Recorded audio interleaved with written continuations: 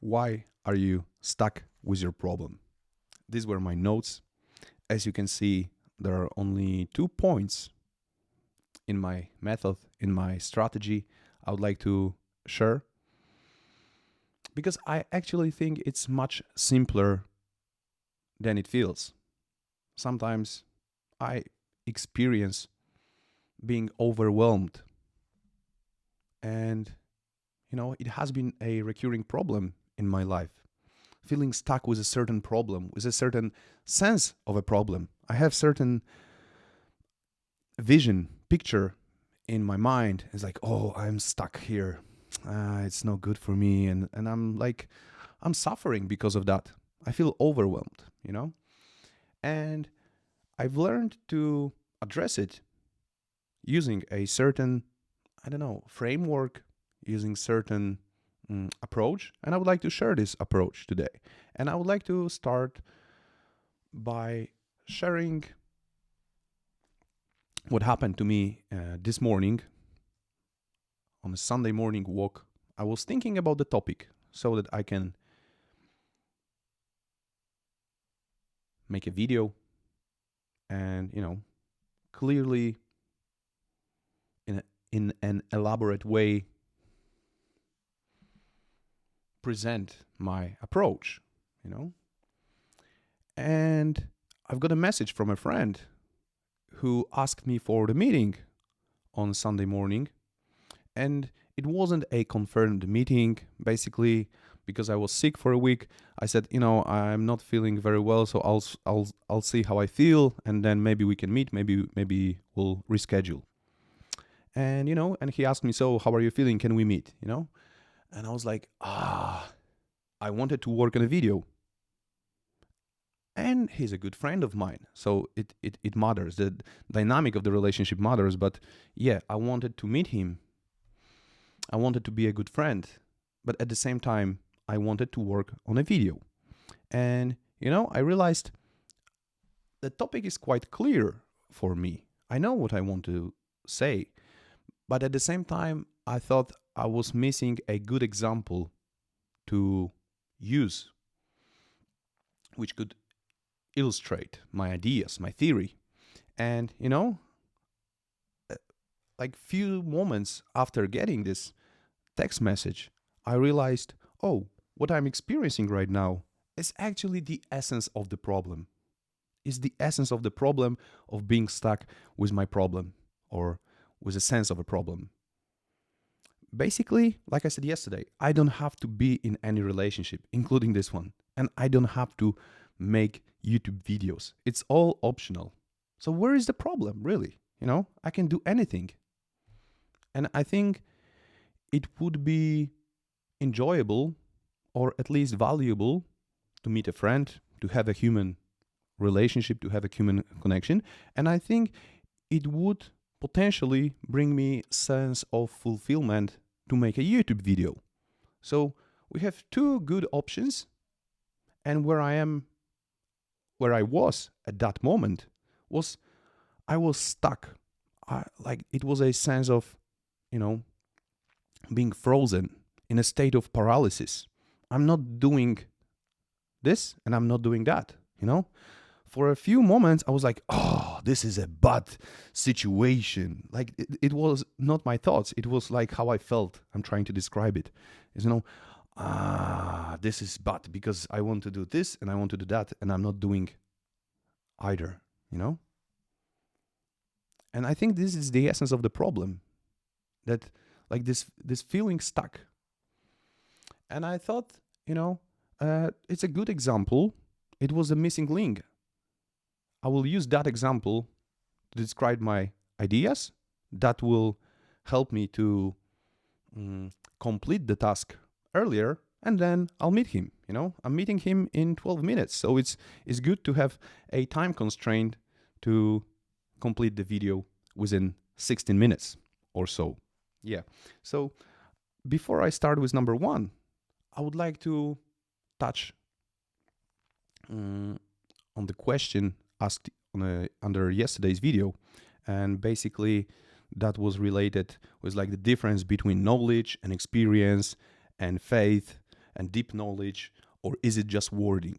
And I think it is very important to touch it, because that is actually the basis of my framework to solve any problem. Basically, it is wording, it is words, it is concepts. And I think it's very important to realize that we are trying to get to the root of the problem, to see what is the actual situation in our life, what is the actual problem, the actual reality, rather than being stuck in the concepts, in the words. And very often I see that in public debate, in basically conversations, that we are valuing our concepts, our words higher than reality. For example, are men in crisis?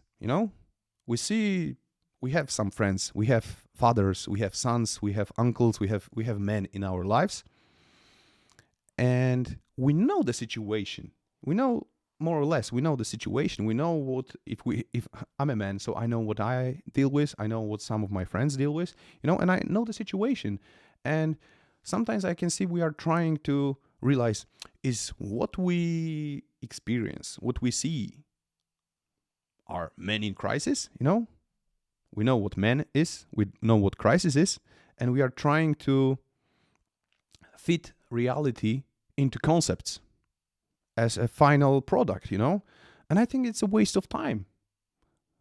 I think our definitions, our words, our concepts should be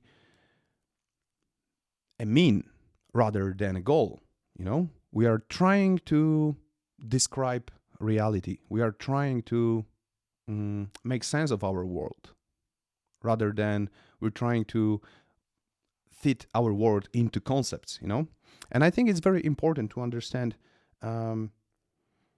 like the definitions, concepts, and context. Context matters. Concepts, definitions, words are just helpful to describe the actual situation as clearly as possible. So actually, number one I noted is to define the problem, because I think this is where 90% people are stuck. That we are not defining the problem. We are staying paralyzed with our sense of a problem, but we are not going any further. And that's why we are feeling stuck. Because I experienced that today for about 10 seconds. I felt paralyzed. And when I started to define the problem clearly in an articulate way, I was like, yeah, that was conversation with myself. But yeah, of course, it's so easy, it's so simple. And I think every problem is the same, Once you start defining what is the actual problem, and when you say it out loud or write it down, you will see that, yeah, of course, it's so simple. And I think that's my main point. It's simpler than we feel during the feeling of being stuck, So when we define the problem, for example, today, at first, the problem was that, I wanted to make a video, but there is a friend who wants to meet me, and I don't want to reject him. I don't want to reject it. I want two things at the same time, But I assumed that there is clear conflict and I cannot do the both. And very often I can do the both, and I can do that right now, I have around 7 more minutes to talk, That's not a problem, But at first it's like, there's a conflict. But is there really? Is there really? I experienced that in many, many, many situations, including binge eating disorder, including sports gambling, including many, many things, Once you question certain beliefs, once you question your misconceptions, the reality becomes easier and easier. So one thing to point out is sometimes, maybe let me put it that way, when we have a problem, or when we feel experiencing the problem, um, there are two sides of this story. One is my expectations, and I can manage my expectations. To some extent, always I can manage my expectations. For example, oh, maybe that was stupid of me to expect that I will have a morning to myself and nobody will ask me for a meeting, for example, or that something else, Like, why was I expecting that? Very often we are expecting that people will behave in a perfect way, that the reality will turn out perfectly. And when we question that belief, that expectations, like, how stupid of me was to expect that, Or that mistakes will not happen, for example. Like, of course, mistakes will happen, We are humans and we make errors, So once you question your expectations, it's much easier to, to make sense of the situation. But once we managed our expectations, it's about strategies to meet the expectations. And so once we defined the problem more clearly, then we can focus on strategies to meet the expectations. So I want to make a video and I want to meet a friend. So even now, because I have certain negative thoughts constantly bombarding my mind, and I think as of now, because I have 5 more minutes left, even if I stop the video at any point, I think I'll be satisfied, even now. Like, I've done what I could have, and maybe I can pick it up tomorrow. Maybe I can redo it again and again, but I want to document that this is what I did. This is how I solved the problem, So what can I do with this clearly defined problem? Very often, that's like I said, maybe we should put some more time to define the problem better. Maybe, is that a problem? No, maybe I can define it in a better way. But once I have this strategy, so I want to take my time and make a video until 8:30. I will keep talking on the camera, then I will stop, and then I will meet my friend, And that's a perfectly logical solution as of the moment of making a decision.